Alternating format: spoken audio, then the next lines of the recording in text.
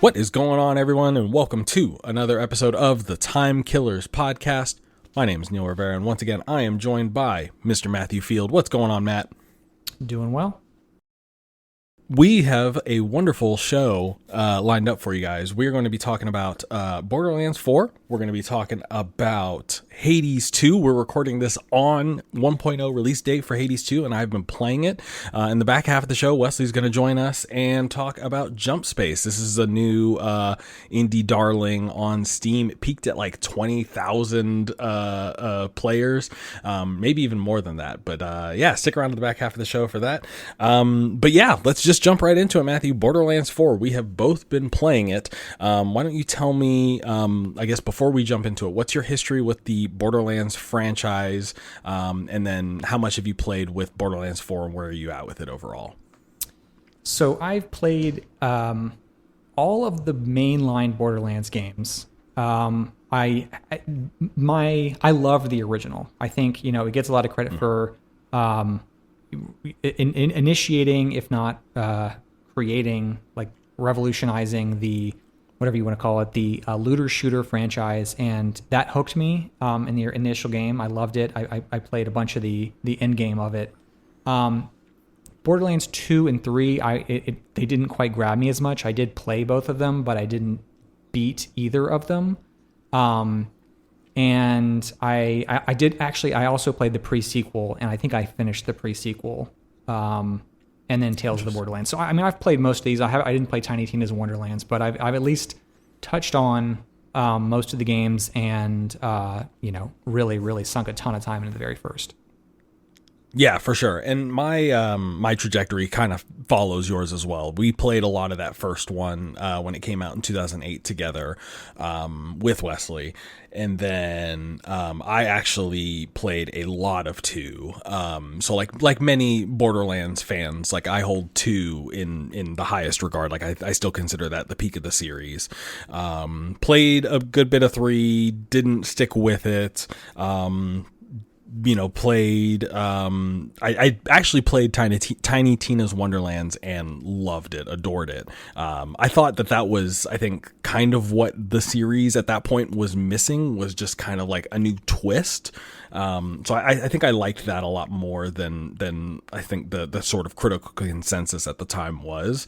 I thought it was a really well done, like, really well executed for what it was. And then, yeah, so that brings us to Borderlands 4 here. So this is, this is still Gearbox Entertainment, but I think the big thing here is that they've really sort of changed the direction and the writing of the game. Obviously, Borderlands 3 was sort of like a big sort of like climactic conclusion to that sort of like those characters and those storylines, and so 4 very much feels like a fresh start, new set of characters, new sets of, obviously each one has a new set of vault hunters that you can choose from. But yeah, so I think that's a good place to start off, Matthew. Where did you sit with the Borderlands 4 humor, or sorry, the Borderlands humor before, and then how is Borderlands 4 hitting with you compared to that? I think they've struck a good balance here. I've seen some people thinking that they maybe overcorrected a little bit, but I think this is more in line with what I have always wanted the humor in the Borderlands franchise to be, which is it can get over the top. Some of the side quest characters you meet are like extremely goofy, and they're like parodies, and they're doing very non-serious stuff with some of these characters. But for the main story, they're mostly keeping a straight face. And I think that's the departure here, is the main story is mostly told straight. And I think, I think that's a good move. I can see how some people would call this an overcorrection, because, without some element of humor, I think Borderlands starts to lose a key part of its identity. But yeah, what they've stripped away is kind of the jokes that never worked for me anyway, and they've kept the sort of humor that is wry enough to actually make me chuckle. So it's working for me so far. Yeah, no, I mean, that's interesting that you mentioned the overcorrection, because I actually find myself in that camp a little bit, maybe not so much to the extremes as some others.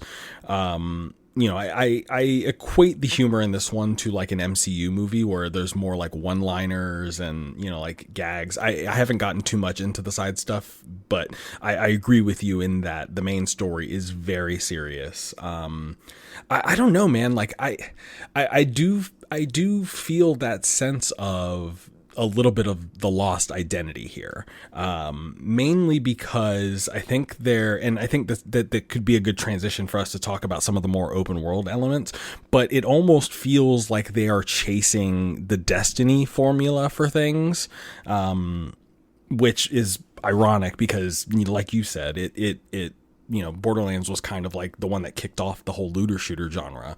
And so I think because of that, because of how dry the story is and like how dry the main villain is too, there is a little bit of that. Like, I feel like something's missing. And a lot of it was like Handsome Jack coming in and talking shit to you, like every so often. And I totally agree, right? Like, those jokes were 50% of them would land, but 50% of them wouldn't.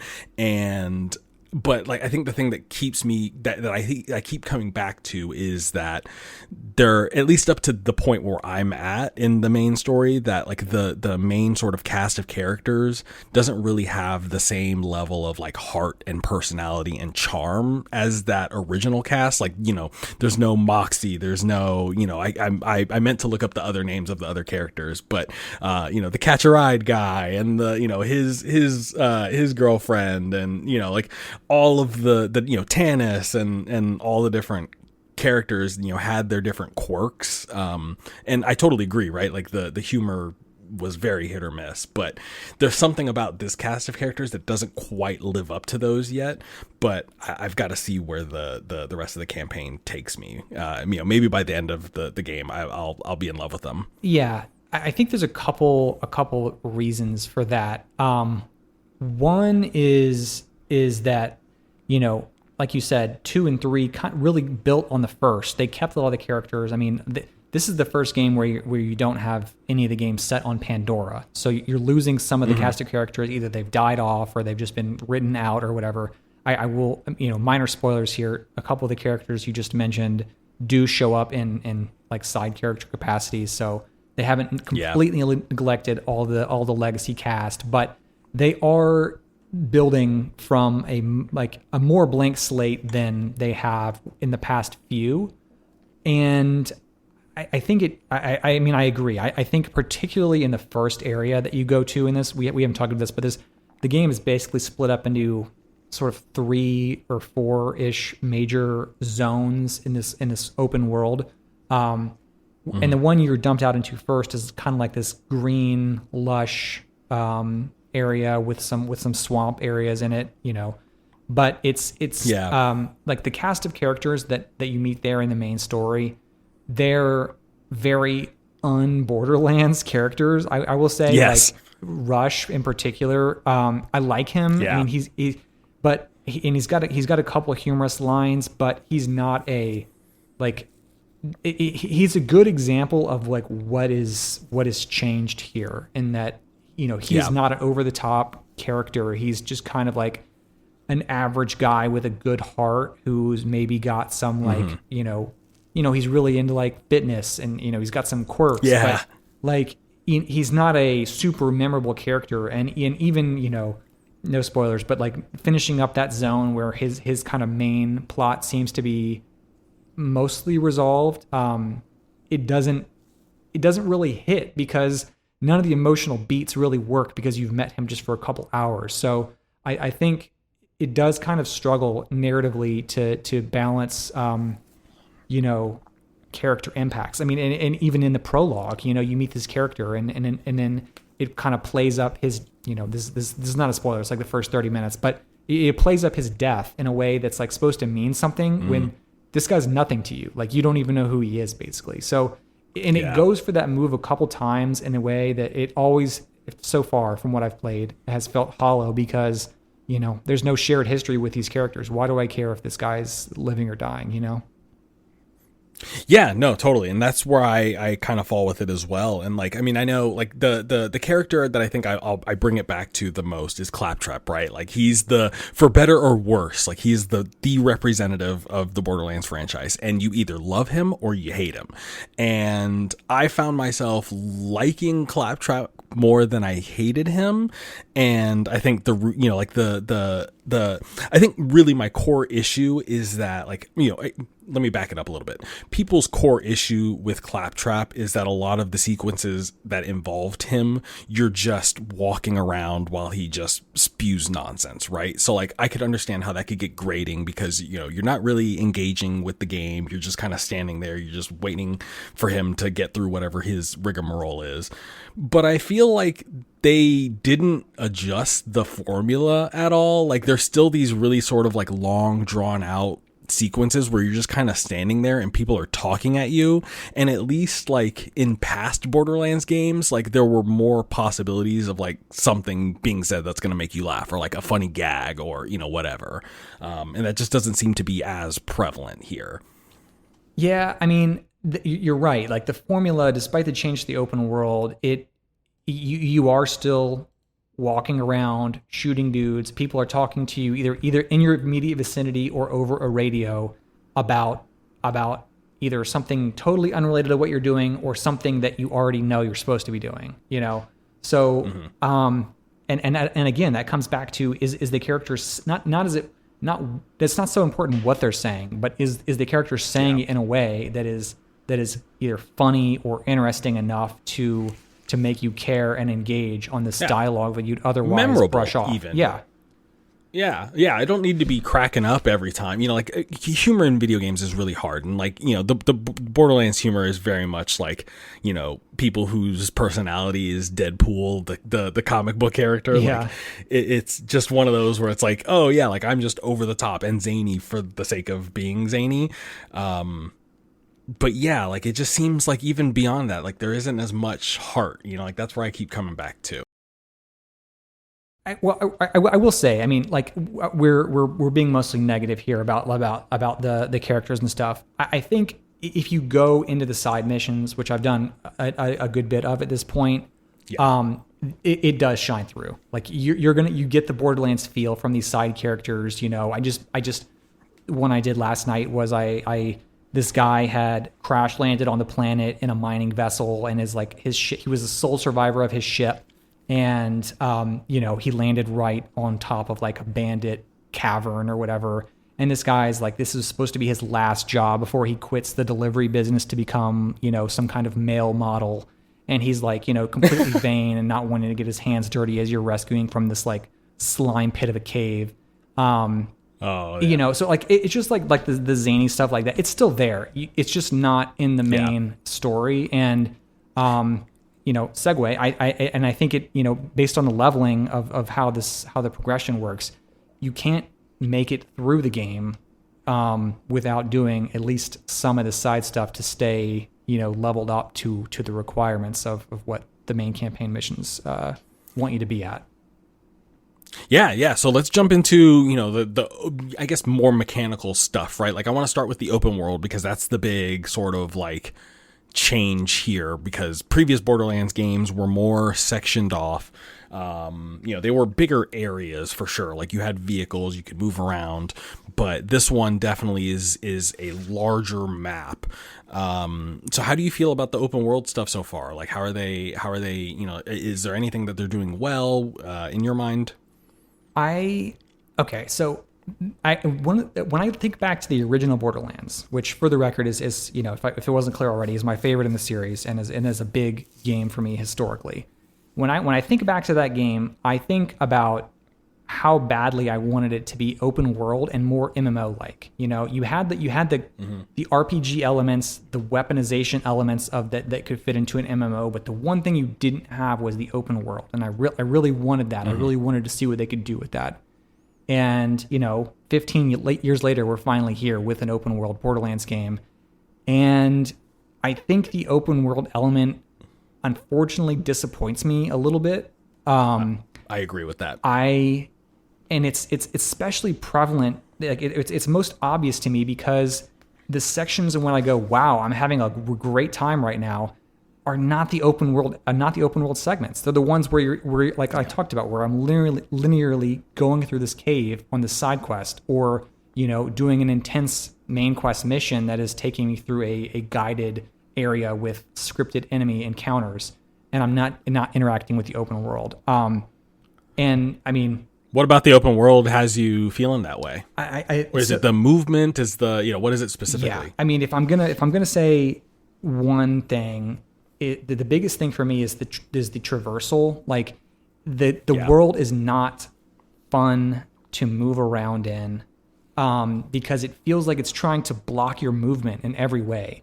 Oh my God, yes. Yeah, it's extremely vertical, but in a way that like, and you have a grappling hook, but like it can only be used at spots where it's designated for use. So, I mean, half the time I'm trying to like get up, like not even a huge cliff, like I can see what's up there, and there's only one way. Like you have to either circle all the way around it, or to get through into what puts you into the zone. Like it doesn't encourage you to. It doesn't encourage freedom of movement in a way that the best open worlds do. Yeah, I'm so let down by the grapple hook overall. And the main part is the open world, and I totally echo what you're saying as far as like it is maddening how like I will see an objective marker and it's like 50 yards away from me, and it's like it is right there. There's a piece of wall right in front of us, and it's like I have to go all the way around this building, and there's one singular path to get into this, and it's like how, why, like what, what, and buildings are wrong, it is a bad example, but like, it's the same with like those swampy areas and like different areas that you have to go to for quests, and like yeah, for an open world game, it is the exploration is super cumbersome, and I think getting into some of the more open world elements, I think a lot of those are just straight up dated. Like I think to kind of bring it back to like the verticality, like they introduce these like what I would equate to like the Far Cry 3 towers that you have to climb up, and like these like like diggers or whatever, pieces of machinery and things like that you have to like shut down, or like propaganda towers that you have to shut down. But like almost always it requires the same level of like futzing around trying to find the one grapple point you need to get to the place, the point that you need to go, actually progress this thing. So like, yeah, like I found myself like 10-15 hours in like the first area, and like looking back, I was like, oh my God, like I don't have any of these like fast travel locations, unlocked. I don't have any of these, like there's just so much of this open world content that I hadn't done. And I think it comes back to the like the movement and just the open world stuff not being fun. And the thing is, like, in a good open world, you're not focused on the fast travel points. They're there for you to use, when you need to, but it's also like not a chore to get to that area if there's something you need to do and you can't fast travel there. In this game, I'm like, oh, this thing is like, X distance away from me on the map. I don't want to trudge that way there and like hit roadblocks and be blocked in my movement. Yeah. Like, why don't I have a fast travel point? Yeah, like the enemy spawn timers are like super short too, so it's like, if you have to go to one place, you backtrack, like you're fighting the same group of enemies like 2 or 3 times potentially. Yes. Yeah, I find myself fast traveling a lot more than in previous Borderlands games, which I would say is a pretty big indictment on the fast travel, or not fast travel, the open world stuff. The last thing I want to say about a negative about the open world is that I feel like they haven't fully figured out how to implement the Borderlands respawn system well in an open world. I've died a lot in this game. I maybe I'm just bad, or maybe I'm doing something wrong. For a while, I felt like I didn't get any good guns from drops, which is a different issue we can talk about. But I like the runbacks in this game are longer than I feel like they should be. Yeah. I'm just trying to think back to like the other Borderlands games. I don't remember that being a complaint of mine when they were a little bit more linear. In this section, in this game, either I end up having either respawning in an area where I've got to fight through additional packs of enemies that I didn't have to in my first run in, or I'm running back a super long distance through an entirely empty area where I've already fought through multiple arenas worth of enemies to get through. Which is like, I mean, why are you making me do this if you're not even going to respawn the enemies there for me to fight again, you know? So I feel like that's not something that they solved even in the linear sections. Like sometimes you'll be doing a linear section and it'll take you back to a respawn in the open world. Yeah, it felt like there were more. Yeah, it felt like there were more checkpoints in previous games. Yes. And like more, like you would have like multiple sort of respawn stations where like, yeah, I definitely feel that as well. Yeah. So, I mean, overall, I mean, I do want to say, like, I think the open world, some of the design, like the entry, the opening area that you go into that's like sort of green and lush area, I think is the weakest. The other two areas, one is kind of like a deserty, sort of like Badlands type zone, which, you know, is the one that's kind of most similar to what Pandora was, and I think is you got to reuse those assets, man. Yeah, but I mean, I also think that's maybe like the strongest one, with the biggest, like the best identity to it. And then the third one is like a mountainous area where it's kind of like, the way I would describe it is like a cybernetic Nepalese sort of aesthetic. Oh, cool.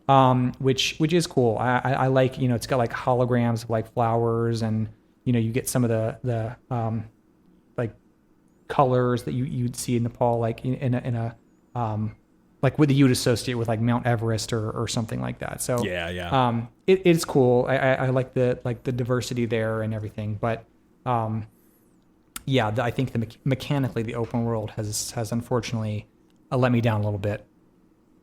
Yeah, no, and I think that's a good opportunity for us to move on, because I feel like I've been crapping on Borderlands for quite a bit, and I actually am enjoying it. And a good part of that is because the game still feels great and it still plays great, and the guns and the sort of like the progression and the you know, like the RPG-ness of it is still really good and really strong.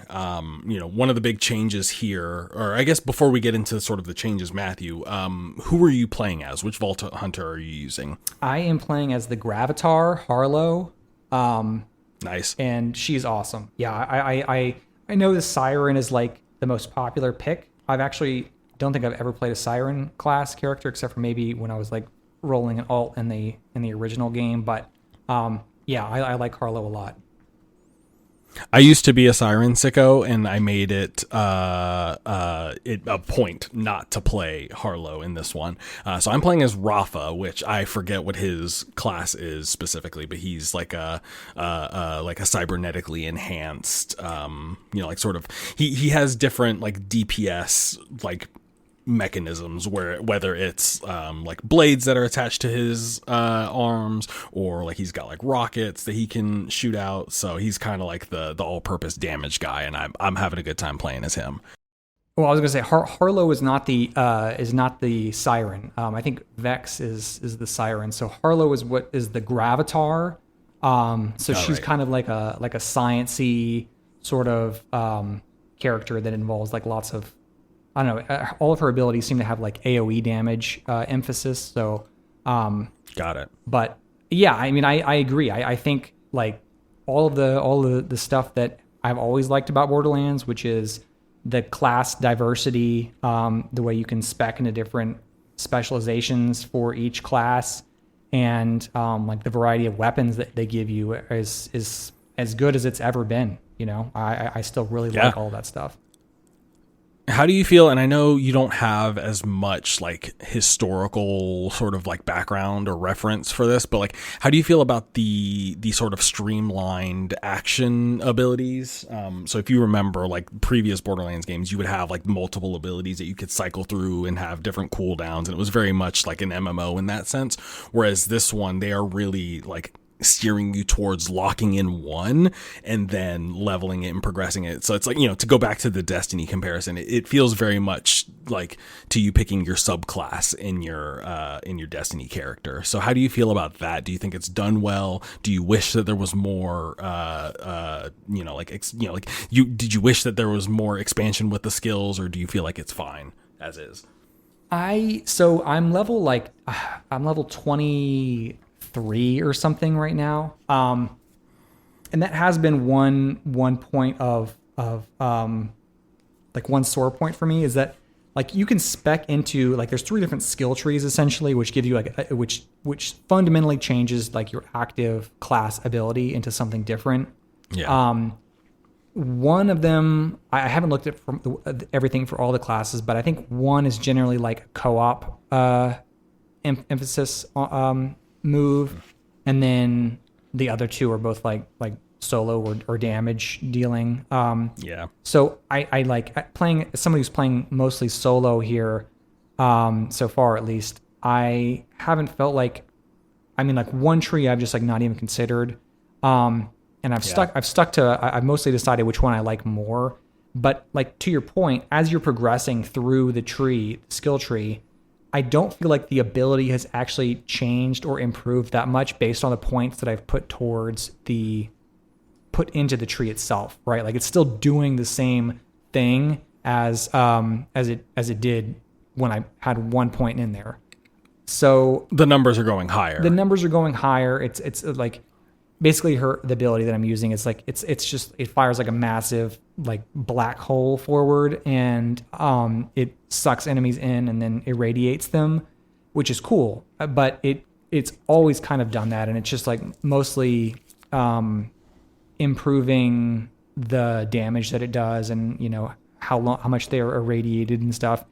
And there are like passive elements on different to it. Status effects. Yeah, and there's like passive elements too. Like you can enhance it if you have certain types of guns, which is a sort of thing that in the end game is going to be like, okay, well you're going to be speccing into like looking for this type of weapon, that puts this kind of status effect on there. So I kind of like that it like lends itself to building your weaponry around the ability as well, but. Yeah, I agree that you lose a bit of flexibility in fights,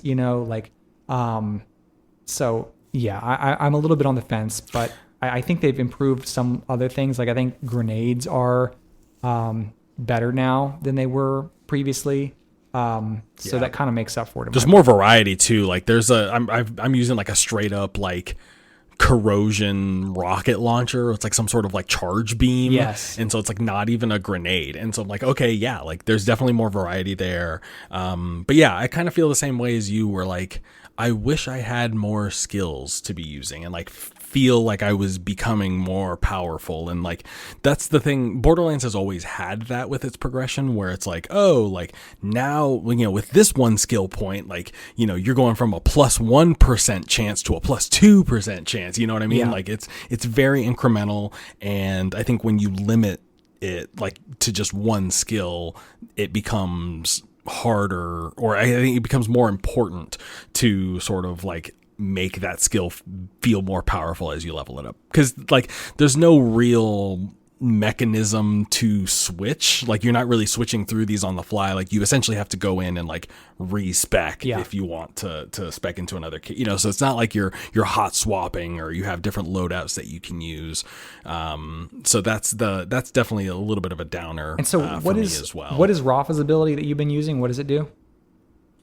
So he does I forget the name of it, but the one that I'm using is it's like he's got like these blades that are attached to his arms, and so he essentially it switches into like a third person camera, and you're just running around, and it's very similar to if you played a Titan in Destiny, the ultimate, where you're running around with a shield and just smashing motherfuckers. Okay. Like it's kind of that, where you're just running around and like you have right trigger, left trigger, and right trigger will just do like a single single slash, and it kind of works like the energy sword in Halo where you do like a charge toward them, and then the left trigger does like sort of like a dual swipe, which is like good for like, you know, when you're surrounded by enemies. Gotcha.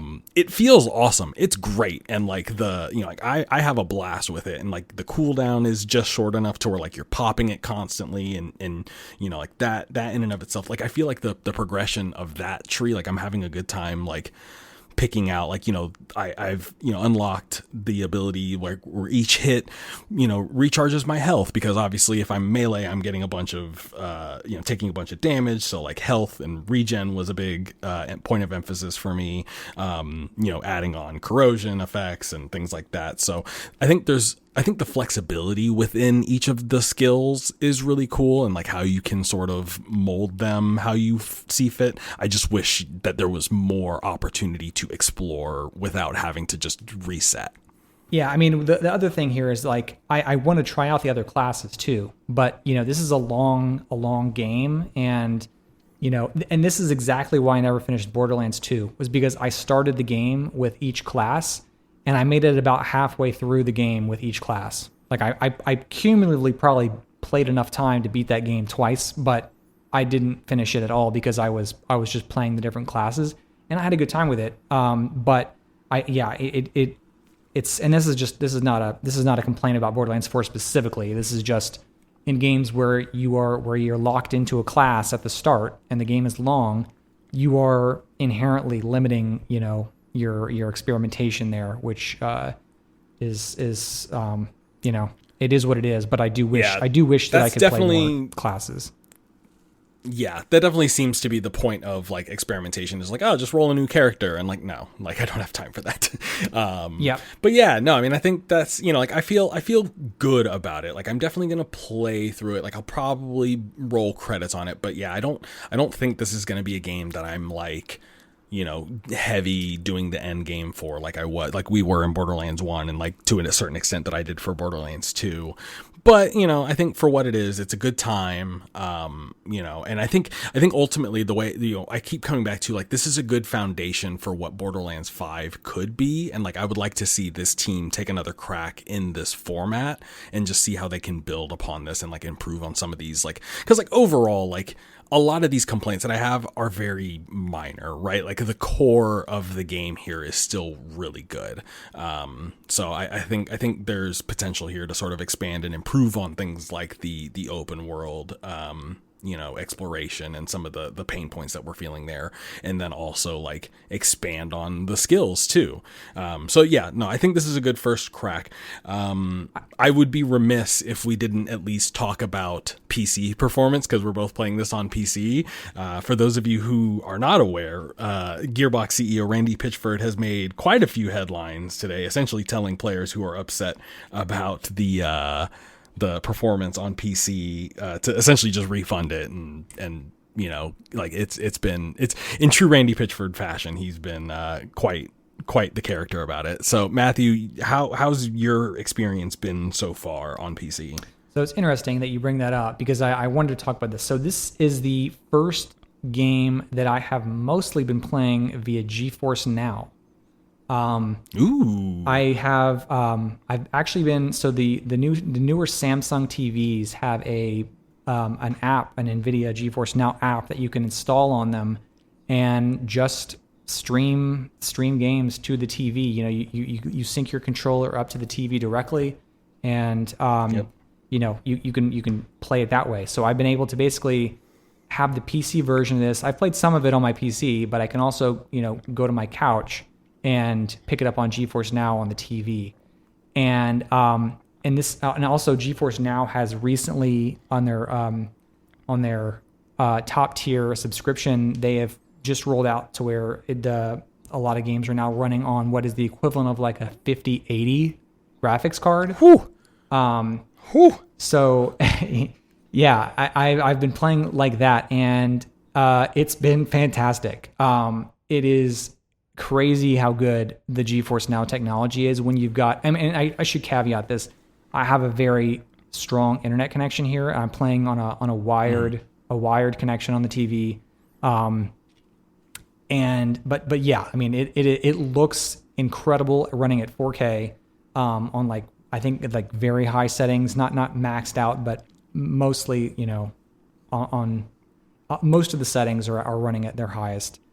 And yeah, I mean, it's maintaining a solid frame rate for my television. So I've had a great experience, and I think GeForce Now is, I mean, hats off to them. I foresee myself using this for a lot of other games in the future.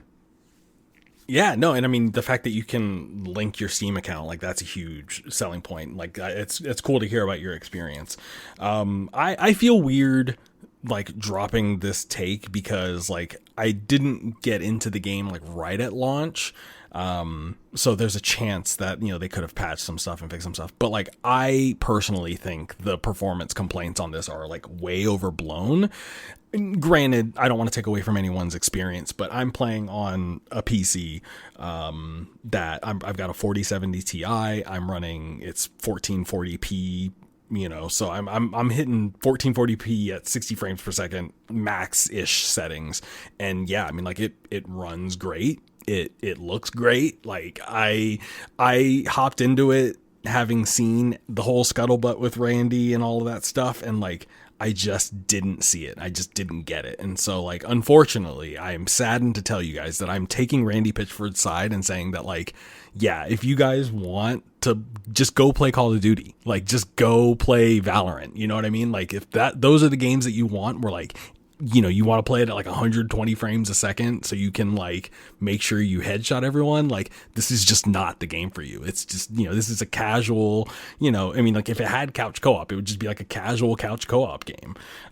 So for what it is, I think it runs and looks great.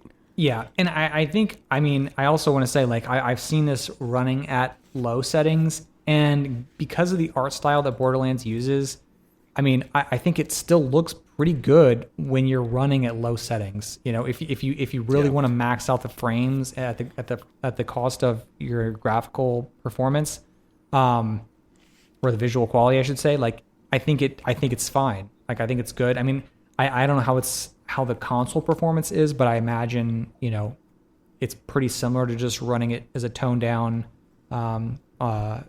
settings on PC. So.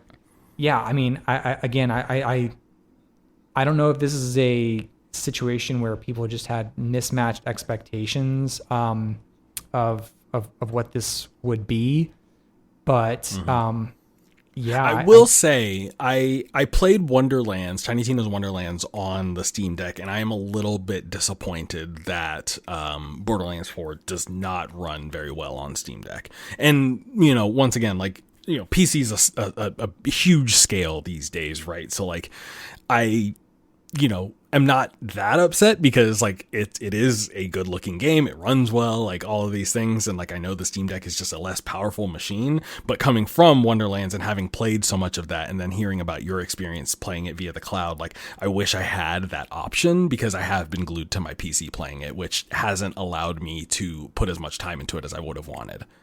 Yeah, and I mean, I know, like, speaking of mobile, like, this game is supposed to be releasing on Switch 2 as well, but as of today, it was just indefinitely delayed because of performance optimization issues. So they're definitely having trouble getting this thing running the way they want it to. And I don't know, maybe this is just they're a little more sensitive to it now that it's gotten all this kind of blowback based on the PC release, and they want to make sure it's they do everything they can before releasing it, or maybe they really are just not able to make it work the way that they thought they'd be able to.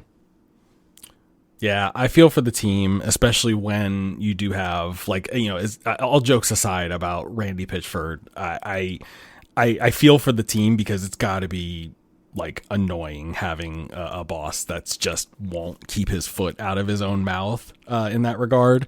And yeah, I can imagine that being a point of frustration, especially, when you're trying to get this thing running and looking good and you've got people complaining about it. So best wishes to the hardworking folks over at Gearbox as they work on that Switch 2 version. But yeah, well, let's moving on. That's Borderlands 4. It's out. It's on PC, PS5, and Xbox consoles. And yeah, moving on, we're going to talk here about Hades 2, which launches in 1.0 today at the time of this recording. We're recording this on September 25th. And in preparation for this most glorious day, I have actually been that's actually been consuming most of my time. I've put about 20 to 25 hours in what I would say is the mostly early access version of this, but I did play a couple of runs in 1.0 today. And, you know, quick, I mean, I guess for those of you who don't know what Hades is, right, it's Supergiant Games, so Bastion and Transistor and, you know, really talented indie dev who's made a lot of really great Game of the Year contenders. Obviously, Hades won, so it's a direct sequel to the original Hades, which is a roguelike. It's run-based. It's action RPG, and, you know, you in the first one, you play as Zagreus, the son of Hades, and this one you play as Melinoe, who is the daughter of Hades.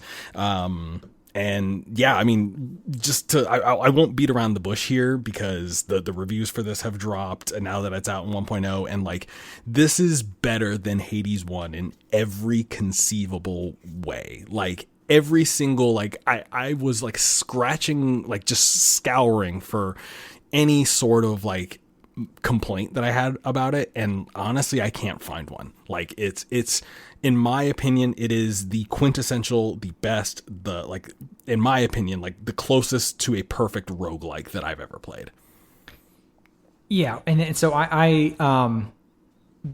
am surprised that it is being that well received. I only played a little bit of the original Hades. I'm not a roguelike person. However, I did watch my wife play countless hours of Hades 1, and I've seen her play a good bit of Hades 2. So, what is your, I mean, you say it's better in every conceivable way. What are the major improvements that you think it makes from 1 to 2? I think really like the biggest thing that I can say is like the scale of it all, right? Like, there's just so much more, whether it's weapon variety, the ways that you can upgrade your weapons, and the ways that you can, like, I forget which review I read that put it well, but they used the phrase skill expression. I think it was Game Informer's review. Like, the skill expression is just off the charts here, where it's just essentially like, there's, you know, 5 or 6 main weapons, just like there were in the base game. But then beyond that, like, the way that you can customize them, both through the boon system, which returns, and then also like just additional permanent upgrades that you're doing in between runs. It gives you that flexibility to truly play it how you want to, where I feel like Hades 1 at times would pigeonhole you at times. So yeah, I think that's sort of the biggest thing for me, is that it's that. And I mean, overall, like, I just feel like as a roguelike, I would say, as, you know, someone who traditionally does not like roguelikes, as you're, you know, like you, Matthew, I think this answers a lot of those, or solves a lot of the problems, but like just with the format, in terms of like just how much you're unlocking, how much there is. Like, it just feels like you are always making progress. And, you know, going back to, we were talking about the state of play before this, and we were talking about how the house mark, when we were talking about, when they were talking about Sorrows, they mentioned like every time you come back stronger. And like, that is 100% the case for Hades, where like in my mind, I don't think, like, in 20 hours, I don't feel like I've had a run that I've wasted yet. Like, you're either getting, you know, making progress, like just straight linear progress, or you're, you know, improving relationships with other characters, or you're, you know, getting, you know, different seeds that you can plant back at your home base, and, you know, use that for crafting regents that unlock permanent upgrades. You know, I guess if I had to levy a complaint against Hades 2, is that I think a lot of the stuff, some of the stuff that was available, like, you know, like at the start of a run in Hades 1, have been transitioned to unlockables. But once you get through those, they're still like, you know, a ton of new additions here for you to do, both like consequential to combat, but then also like to story and building relationships with the characters.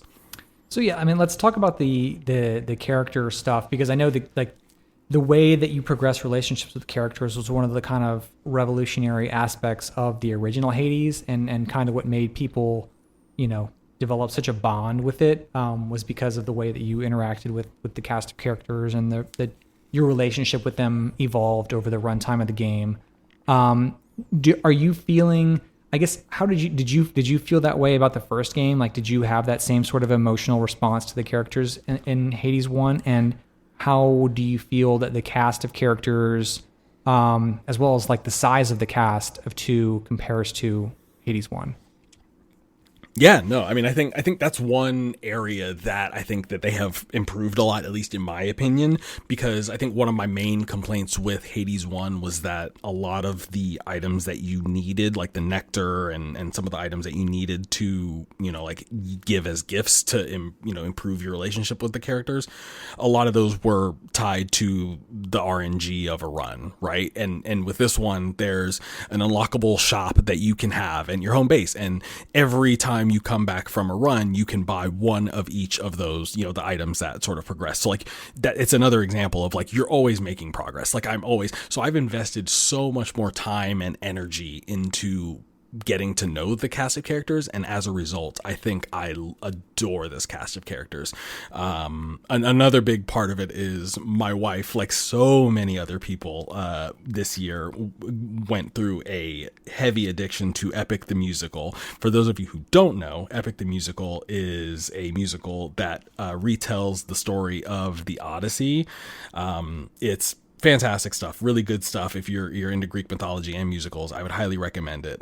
But the fact that Odysseus is a character in the game, there's Scylla and the Sirens, who, like the characters from the Odyssey make an appearance here. So it's kind of like a full circle moment, like to really like see them portrayed in a different way, and like have them, another thing I haven't really touched on is that, like, in terms of the scale, like there's 2 different maps here that you're essentially doing runs through. There's the underground, like underworld run that you're doing, which is more or less replicating Hades 1. But then there's an above ground that, like, initially you get it and like you can't do it for too long because Melinoe is not meant to be on the surface. But then eventually through the unlock system, you gain the ability to sort of stay up there and complete runs there.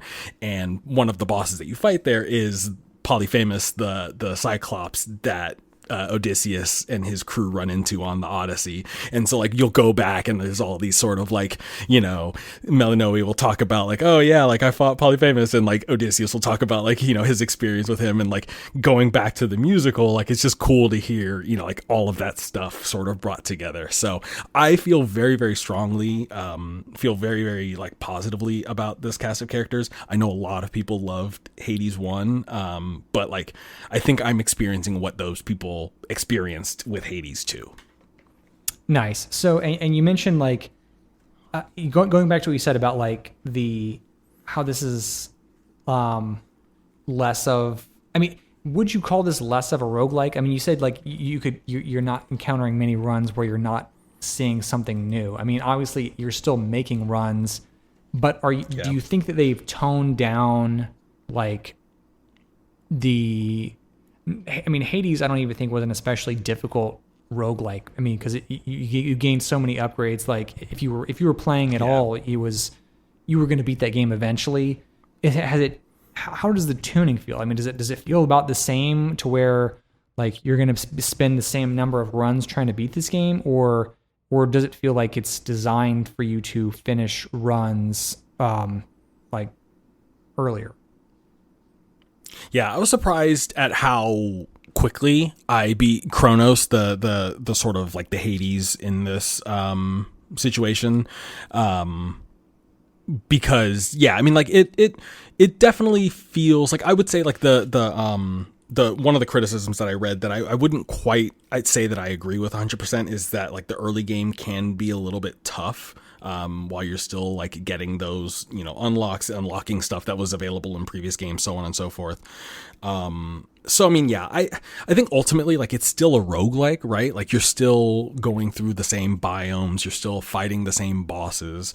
I just think Supergiant have done such a good job. Like, the writing team has done such a good job of making sure the dialogue and, like, the exchanges between the characters are brief but, like, impactful. Like, I don't feel like, oh man, I gotta talk to Hecate again. Oh, I gotta hear Skilla. And, like, there are times that they play on that, of course, because you're seeing these people day after day after day. So yeah, I mean, I think it's, I would say go into it expecting a roguelike, go into it expecting like your traditional sort of like rogue experience, but I think it's just bigger, and I would say it is more RPG like than any other roguelike that I've played, because there is crafting and there is, like a relationship system, and there are all these other sort of like ancillary systems to it. But like at the core of it, you're still kind of doing the same thing over and over again. Yeah, I mean, that sounds good. Yeah, I think, I don't know. I might give it a try, but I'm just so averse to this kind of game that it would be a big lift for it to win me over. I mean, Yeah. like it's the kind of game where I wish like I want to experience the story. I really like these, like, Greek myth and the gods and this kind of story and stuff. So all of that really appeals to me. And even like the Supergiant type of combat I've always liked. I've played all their games and enjoyed all of them. It's just the format of having to, repeat effectively the same runs over and over again that it always loses me. Inevitably, I end up bouncing off. So I don't know. Maybe I'll give it a shot, but it certainly sounds like it's, like you're saying, a winner and every bit as good as the first. Yeah, no, I mean, I got two quick things and then one more hot take before we move on.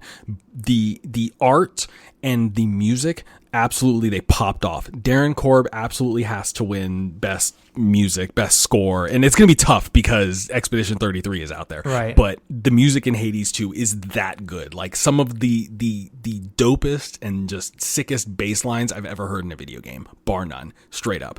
And then, of course, yeah, the art is incredible. The character design is flawless. My hot take before we move on is that if I had to choose between, if I had to kill Silksong or Hades and the other one gets into the Game of the Year nomination at the Game Awards, I'm popping Silksong. I'm sorry, you sickos. But like, this game is just so good, and it just doesn't, like, it's just so much more like, it's just so much less of a hassle to play and have fun. I've been seeing a lot of my fellow Silksong enjoyers just suffer through that game, and my hat's off to you guys, but I'm over here playing Hades and just having the time of my life. So that's my hot take. If I had to pick one, Hades over Silksong, fight me. I mean, that's going to be a huge conversation, I think, throughout the rest of the year. I mean, two extremely well received, indie games launching within a couple weeks of each other. So, that'll be a big conversation come Game of the Year time. Yeah, and I mean, you are already talking about, like, you in a year with Expedition 33 and Death Stranding, and I mean, like, even the AAA releases are there. So, like, I definitely think one of them will get in. I would love to see both of them. Like, all jokes aside, I think Silksong deserves the love that it's getting for what it is. Hades 2 is just a game that speaks more to my tastes and sensibilities. Yeah. I lied about my hot take being the last thing. Kind of going back to what you were saying about like the combat being as good as it is. I want Supergiant's next game to be a straight up like Diablo-like, which I know Bastion was in some regards, but like I want them to approach it with the same like sense of scale. There are some areas in Hades 2 that are more open and like Diablo-like. And so like just getting a little bit of tease of that makes me want like that kind of like a looter RPG from them. I feel like they would be really good at that. That's interesting. I mean, I think that's I think a realistic direction for them to go next, honestly. I mean, if you think about what they've done, what they specialize in, that sort of, over the top like isometric combat, it's a good fit for that, and it would kind of allow them to, there's some similar progression systems there that they could take experience from Hades to build. So I you may not be far off with that prediction. Yeah, I would love to see it. And I mean, I think it's also a genre that you're seeing pop up a lot in early access titles. You had Titan Quest 2 launch, you have Path of Exile 2. A lot of these, ARPGs are launching in early access. So if that's something that, Supergiant wants to continue on with whatever their next project is, I think that's a genre that sort of suits itself well. And their brand of narrative is one that I think would fit into that as well, and really hasn't been done. Yeah. I mean, when you think about, maybe Diablo 4 is like the most story forward one of those games, and even that, was not a Supergiant ARPG would certainly be the most story driven game of the genre that we've seen. So. I agree. And I think it would be the most compelling, in my opinion. Yeah, there's definitely some space to explore there, but we'll have to see what they do next, because I mean, it may not be that long before we find out, based on their track record with early access games. So we'll have to see. Yeah, excited to see what they come up with next. In the meantime, I am not gonna beat around the bush here. Hades 2 is definitely, it's on my short list for game of the year. It'll probably crack my top 3, top 4 is kind of where I'm thinking right now. I just got to see so I still have to play through the ending, and depending on where the ending lands with me, I think it's definitely my favorite Supergiant game so far. So I can't say enough good things about this. So go play it. It's out on PC 1.0 release, and it's out on Switch 2 as well. I imagine it's coming to other consoles somewhere down the line. But yeah, that's going to do it for our Hades 2 conversation. And before we move on, we're going to take a quick break. But when we come back, we will be joined by Wesley to talk about Jump Space.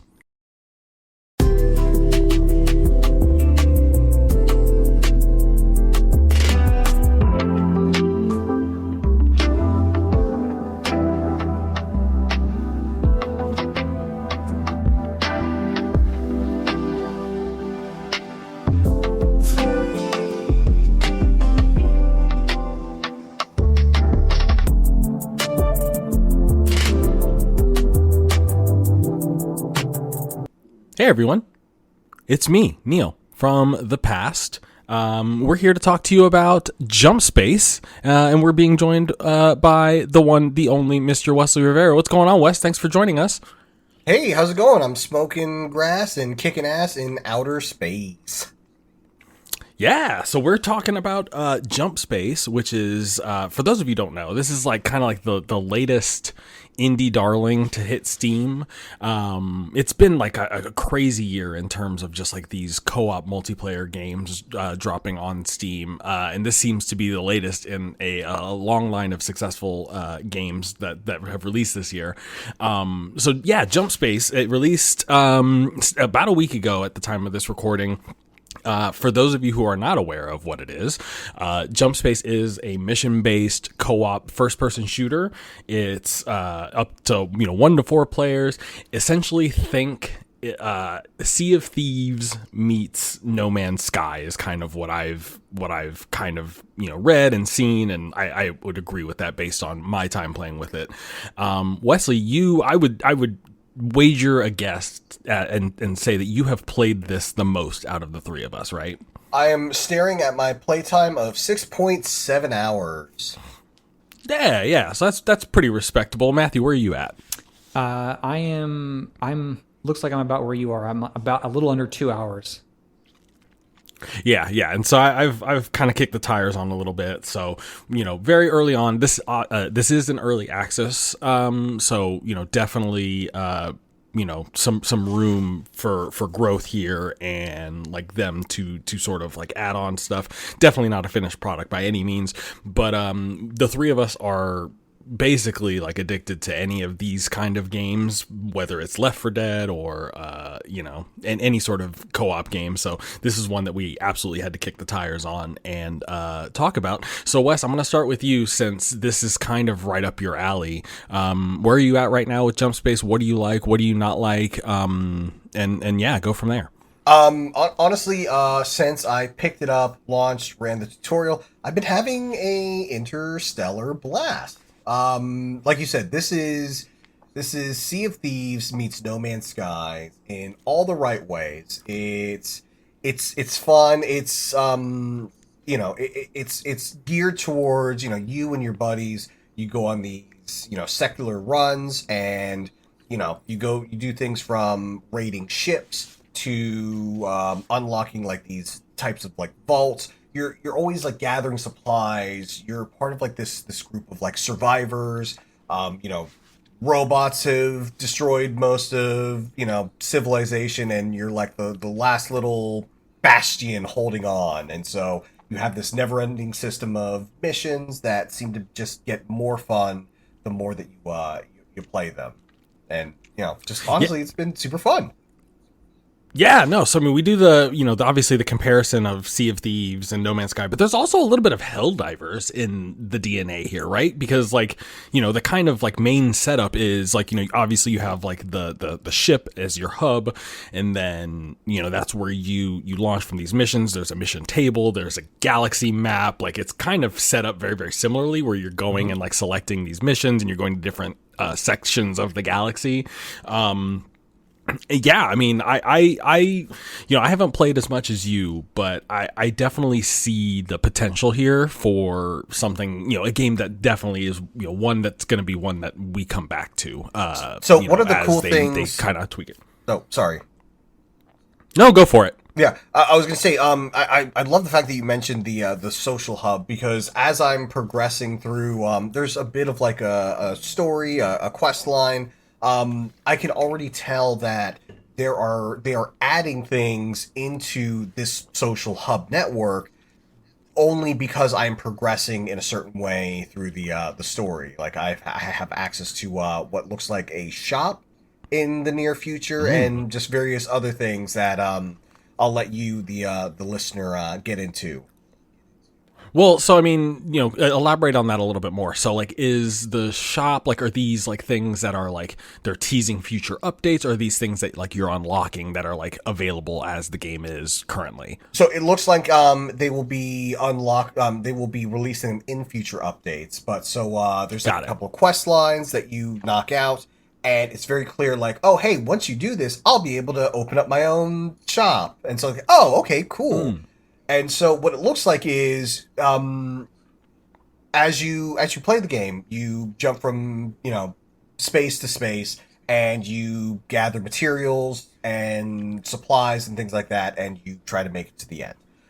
It looks like there will be certain stores that you'll be able to spend credits to have some starting gear immediately when you start these missions. Would look, and they look like they'll be super helpful, and some of them look more unique to the storefront versus what you could find out in space. Yeah, I was kind of, interested. Like, it's an early access game, right? So I mean, like, that was one thing that kind of stood out to me immediately, was like, oh yeah, like there's not a lot of variety in the like the stuff that you're sort of salvaging. Granted, haven't played a lot of time here, so I take it with a grain of salt for sure. But like that's definitely an area that I see like them adding stuff down the road. So it is a little encouraging to hear that like they kind of are laying the groundwork for all of this.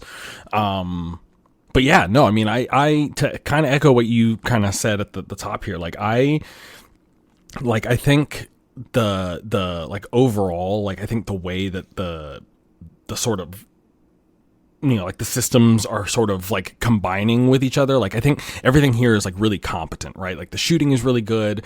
The like the movement is awesome. Like being able to pilot your ship, jump out of the ship at any point. and use that. You have a little jetpack to sort of boost out in like space by yourself, so you're not like tethered to your ship at all times. It reminded me a lot of, when I first booted this game up, it reminded me of that game WildStar. I don't know if you guys have, remember it or have heard of it. But this was a game that was released by, I forget the name of the studio, but it's a team of ex-Blizzard devs.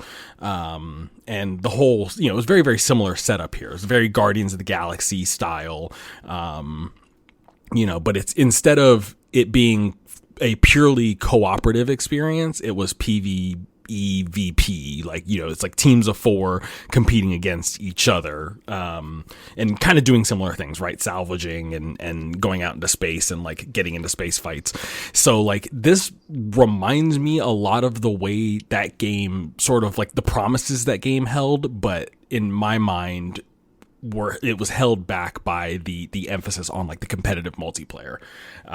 So I really like it. I'm really enjoying it. I definitely want to play it a lot. Matthew, where are you sitting at with it? I've still only played about as much as you have, so I feel like I've done basically the prologue and one sort of significant run that Wesley and I actually ran together prior to recording this. I do like it a lot. I think it's doing some interesting things. I mean, if I was going to describe this game to a layperson, it would be like, or maybe not a layperson, but somebody who plays these kind of games but isn't familiar with this one. It's basically Deep Rock Galactic meets, sort of Helldivers. Sea of Thieves is an interesting comparison because you do have the ship based, as kind of like your jumping off point. But there's no PvP in this. It's all PvE, which, a big part of the Sea of Thieves experience is the multiplayer, like the potentially competitive multiplayer aspect of it. But I also like one weird game that always has been coming back to me as I think about this is, are you guys familiar with the game? It was an iOS game called Space Team. No, never heard of it. It's like a, basically it's a local cooperative multiplayer game that you play on your phones, and everybody would have a different role or whatever, and then you're looking at things that you can either fix yourself or see as breaking, and you have to like kind of call out like, oh, like this is breaking, and then like somebody else who has the ability to fix it has to fix it on theirs, and it's like communicating, but like you only can see and do certain things on your screen. It's not 3D. It's all like you're looking at basically a panel. But I for whatever reason, I get that vibe from this because you're the crew of a spaceship. Yeah. There's like, you have your things that you can get, like, something can get attached to your ship and somebody's gonna go out there and break it, and then there's a lot more like mundane like activities, and I think that's where like the Sea of Thieves comparison comes in my mind, because like you're not just going out and like hunting for treasure, or in this case like doing the space equivalent of that, right? Like you do have to repair your ship, you do have to one thing that was really intriguing to me, having done the tutorial and like some of the early missions, is like the sort of like mechanics, how they've done the like the ship power system, and like how you handle like powering on different systems. I thought that was really cool, really unique. And like, I think all of the different elements, right? Like whether it's, the turrets or the scanners, or like all the different elements sort of lend themselves well to cooperative play. Like that is definitely the big focus here, is just PvE cooperative. Like it is you versus the space, like space, the universe. So, and one element of this that I think we have maybe underrepresented is like the run-based nature of this game. Like there are persistent upgrades, like Wesley was talking about, like, you upgrade your ship. There's like this hub, which honestly, the hub that you are in between missions where the NPCs are, I got Anthem vibes from, honestly, like the first time where you can walk around and like talk to the NPCs, and you've got your bay and stuff. So, that's kind of a cool thing. But the actual, like when you're out flying your ship in space, it's run based, and you're selecting you're charting your course on a type of Yeah. galaxy map that is basically out of Slay the Spire. So Yeah. you're juggling your resources, right? Like, I mean, your health, your ammo, and your ship health are all things you're not just like dealing with willy-nilly and then forgetting about. Like, you have to, it is persistent as you're progressing along the mission, which I think gives it an interesting element that maybe something like Deep Rock Galactic doesn't really give you. You know, it's a unique twist that I'm not really sure I've seen deployed in this way. And that's kind of where the Helldivers comparison came in, because, you know, Helldivers does introduce those like multi-stage, you know, what are they called? Like missions, essentially. And so like that's kind of the connection I got. But I do, you know, like the Slay the Spire, the rogue, like there's a rogue-ish element to choosing the next mission and like having to play that risk reward.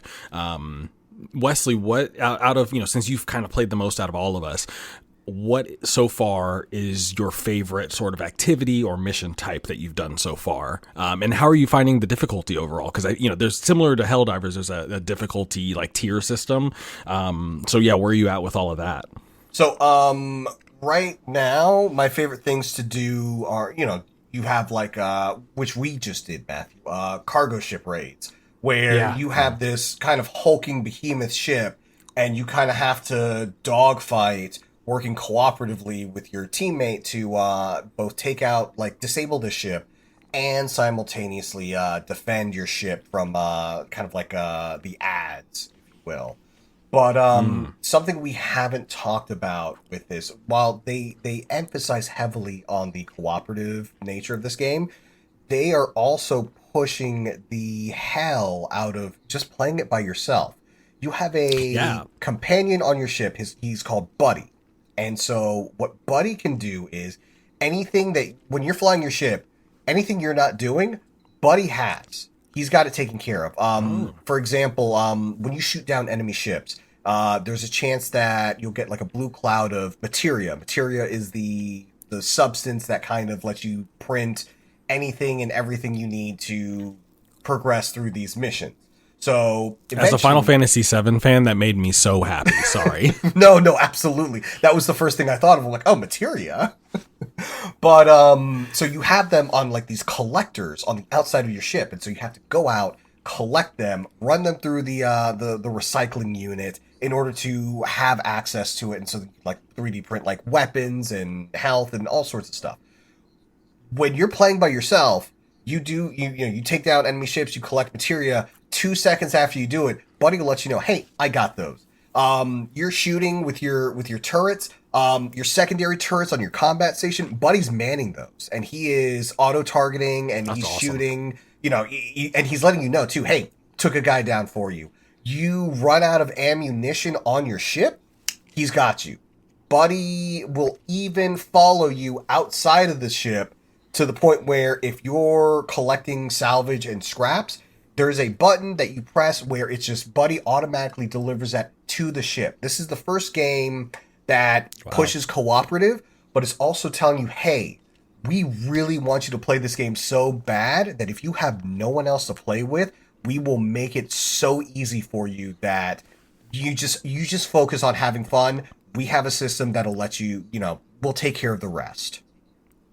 That's really interesting because, like, I can see, like, playing it cooperatively, like, there's definitely more of an emphasis on the sort of, like, more manual elements, right? Like, dragging equipment, putting it on the shelves. Oh, like, I've got to, recharge our shield, so I got to grab the shield unit and bring it over here and, recharge it. So, I mean, like, does like relying on Buddy sort of like make the game too easy, or do you think it's balanced really well considering that it's for only, and I'm assuming it's only available to you if you're playing solo, right? It's only available when you're playing solo. I have played a ton of these sort of indie co-op games where it's just, I don't have anyone to play with. And in about, I'll give it like maybe 3 or 4 tries, and I'm just like, it's just not fun. Like, I don't have anyone to play with. I just can't play this game. This is one of the first games that I'm like, oh, no one wants to play, or everyone's too busy. Oh, that's fine. I got it. It's the first game where I'm actually excited to play it, whether I have friends ready or not. Oh, you're gonna be like 3 hours late. that's fine. I'm gonna do a couple runs by myself. I've got Buddy.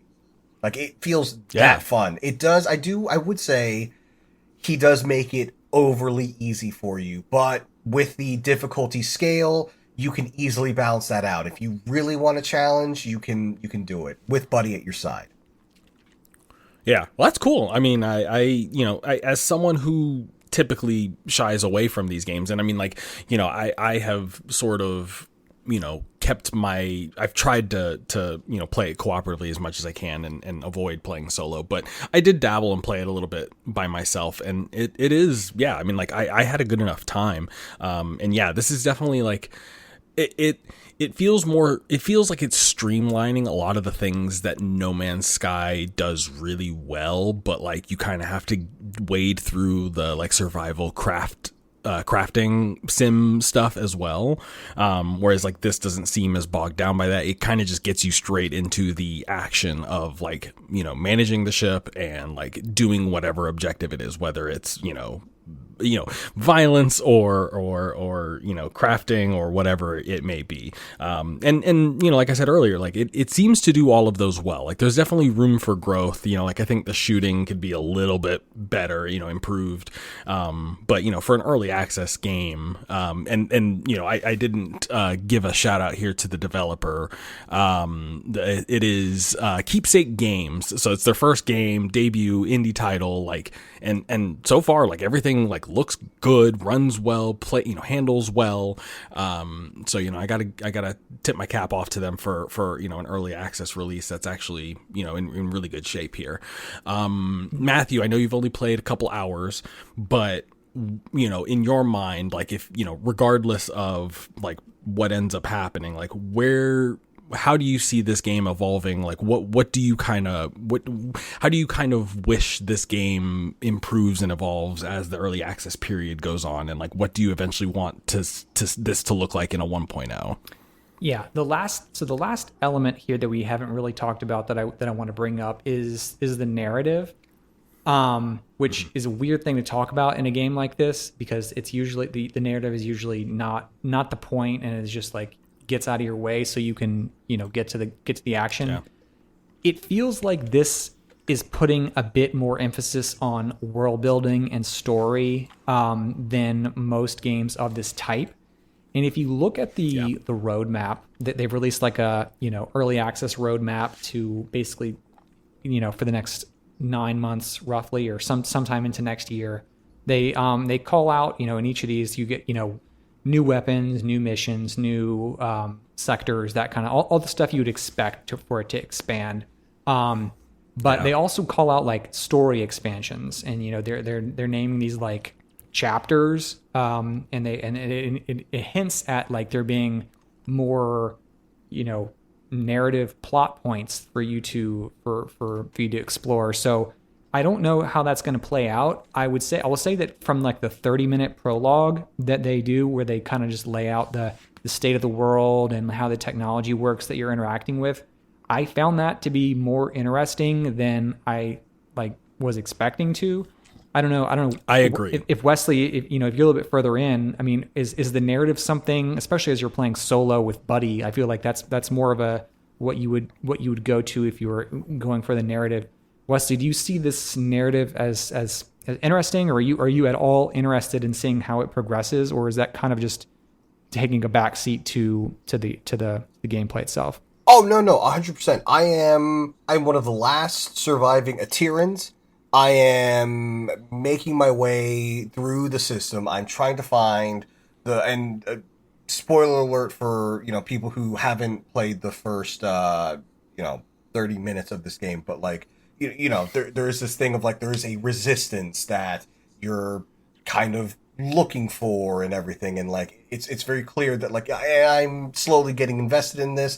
I found like an audio log here, and then I had to do a quest to gain like special equipment for my ship to kind of intercept communications, and it looks like I may have found a solid hit, but that communication might be a distress signal. I've been paying attention to this story. It is actually incredibly interesting, and yeah, I am getting invested into it.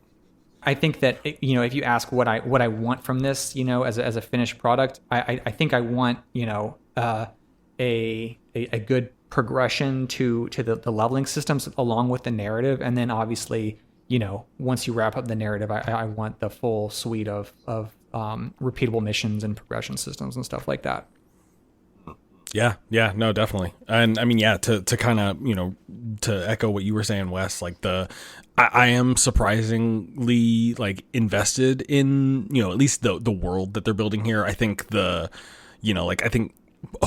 I'm hoping for, like, as they sort of expand on the story is also like, I guess provide a little bit more detail and like the cinematics are very like light, but I do agree that they do a good job of sort of setting up everything. I also think they do a good job of like connecting that to some of the more servicey elements, like the titles, for example, like, the title you start off with is like a Tyrian survivor or something like that. So it really drives those narrative points home too.